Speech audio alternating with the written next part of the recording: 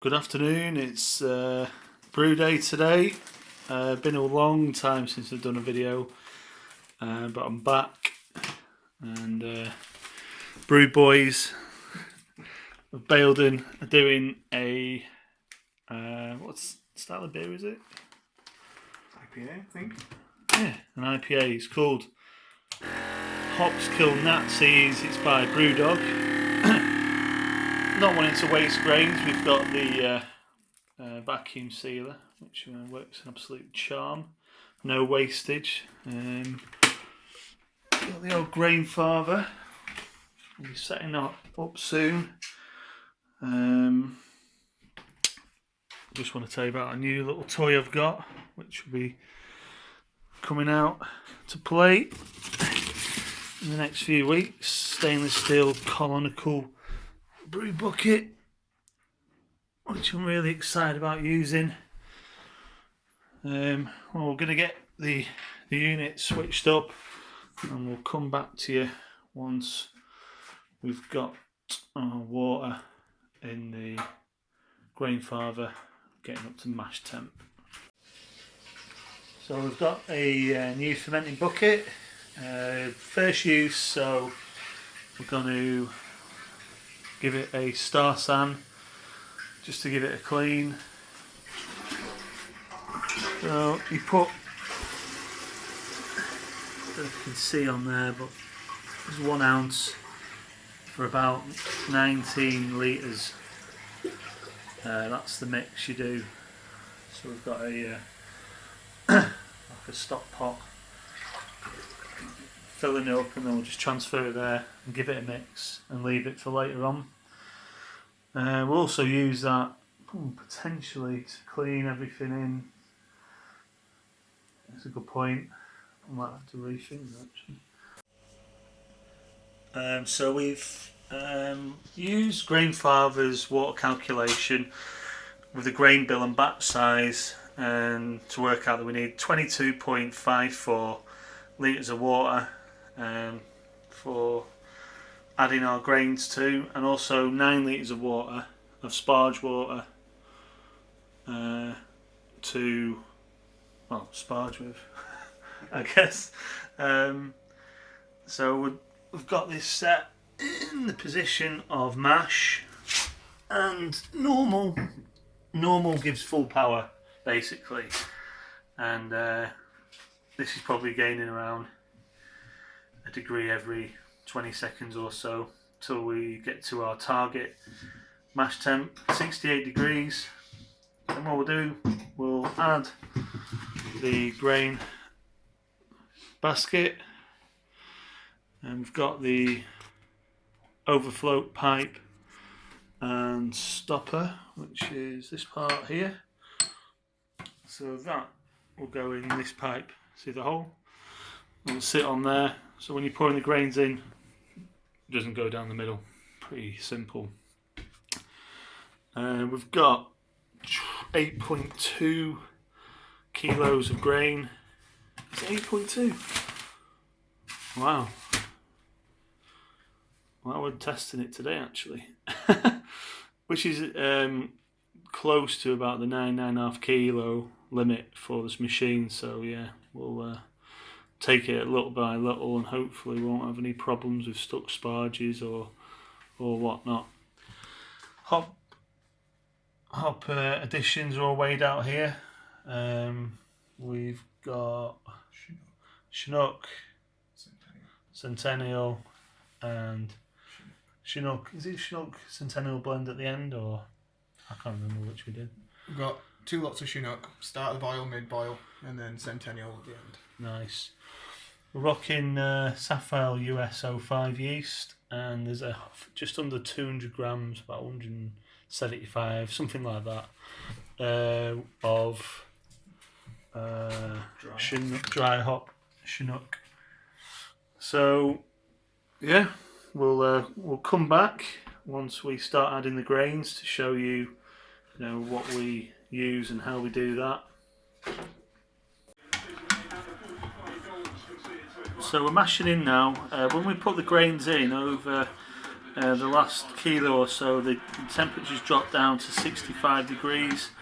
That is normal. Once we've got the recirculation arm on and the hot water being worked around, that temperature will go up back to 68. We'll start the clock and then we'll get the sparge water straight on the gas, because past experience says it does take a little while to reach the mash out temperature. I think it's 71 degrees, but I'll double check that.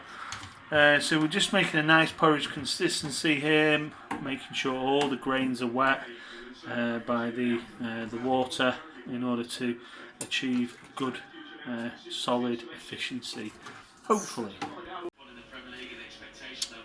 So we've done the mixed the grains in, and then you just push that down until you hit the grain bed, not too much, just so it gets to the top level. And then you take off the grain stopper,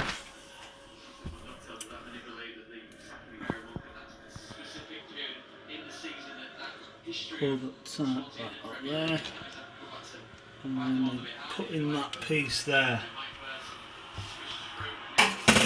Next thing we do, we connect the recirculation arm with the lid on. There we go.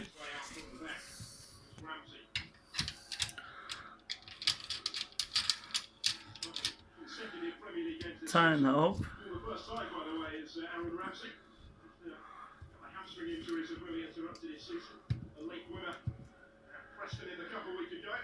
Yep, happy? Yep, and then we pray as we turn the pump on and keep an eye out for leaks immediately.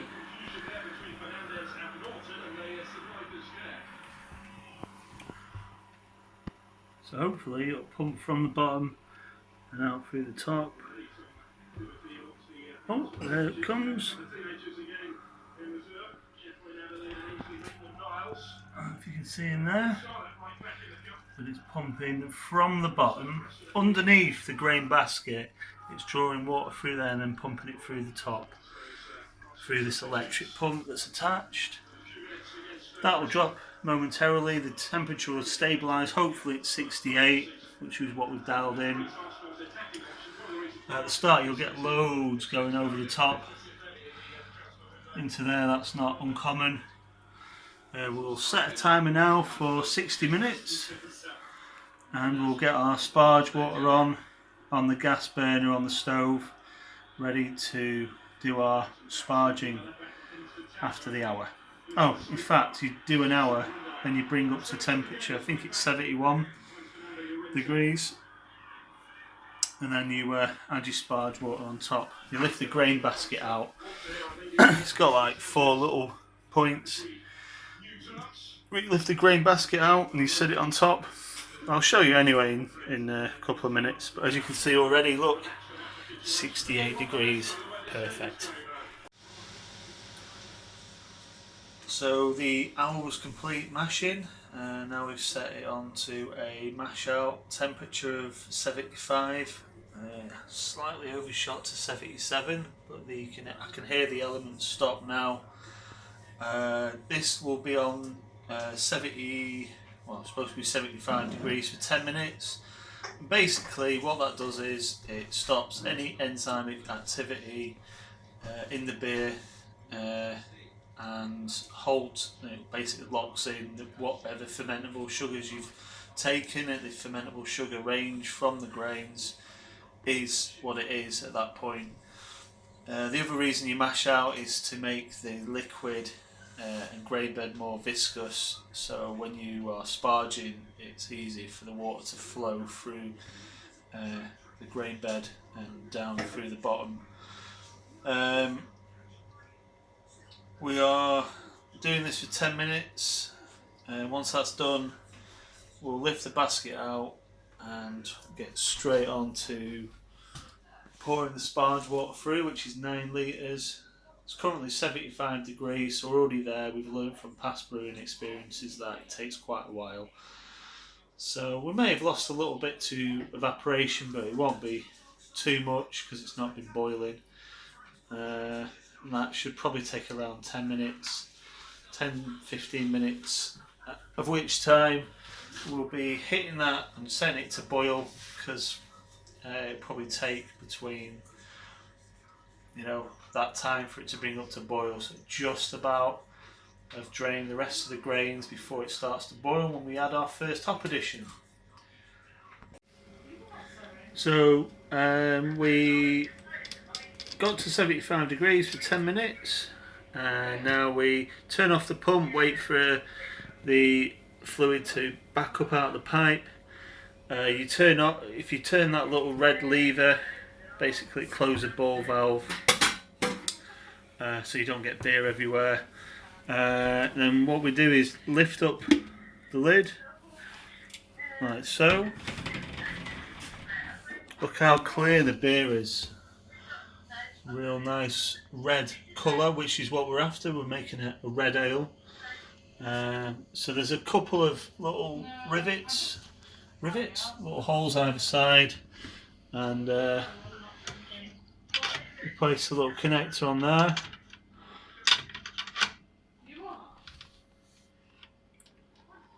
Probably 2 arms. You lift it up, then at the top you twist it, and it sits on little feet. You can see that, and it starts to drain. And then what we do is we push down the actual perforated top until we reach the grain bed.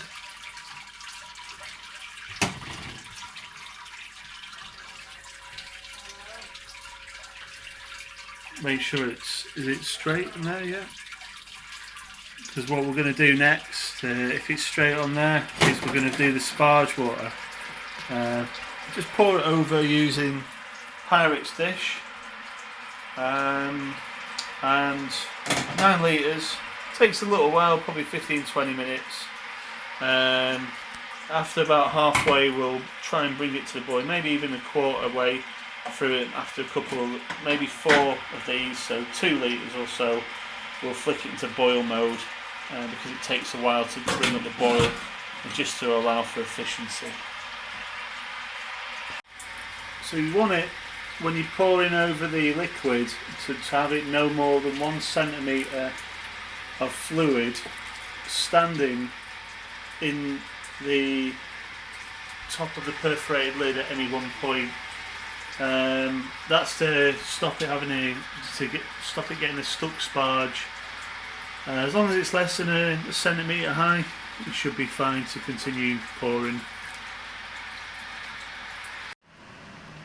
So we're just about coming up to 40 minutes, something like that. 45 minutes, we've got a Proto-Flock tablet cut and ready to go in. This will help coagulate the proteins and drop out the beer to make the beer clearer. We'll set another timer when that goes in for 10 minutes, which means this will be the last addition of hops to the brew. It says end on Brewdog Recipe, so we're going to do 5 minutes. That's what we've chosen as being classed as the end, if you will, for this edition. At the start of this video, you can see the recipe, and I'll post it also below in the comments for you to view and possibly make yourself. Once we've finished making the beer, we'll do another video of a taste test to evaluate how successful it's been. So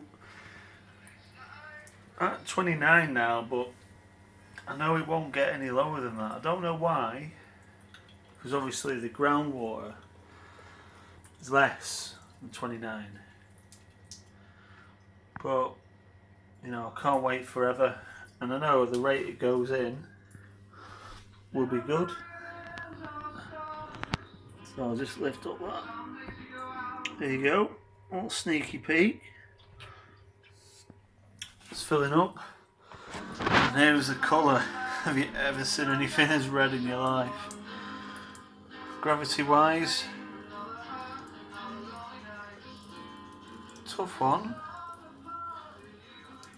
1.8 2. To the pump stop now. It's given us about 18.5. Nice, rich, purpley red colour. Never seen anything like it. It's coming out 1.082. I reckon if I had another 1.5 litres, it'll probably hit the gravity point we need. So I'm going to do that to get up to the 20 litre batch mark. And then I'm going to add the yeast. Job done. Get it in the water bath. Show you the water bath in a minute. So this is the last video of the brew day for hops kill Nazis, or hops that kill Nazis. It's a red ale, 6%. We're on target gravity wise. We've got it in a water bath inside. Not quite the thermo controlled brew fridge, but that is coming this year, hopefully before summer. We've got an aquatic heater in there. Everything's nice and set up.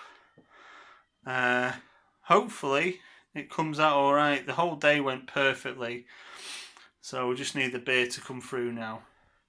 Cheerio guys, see you on review day of this lovely beer hopefully. Ciao, bye.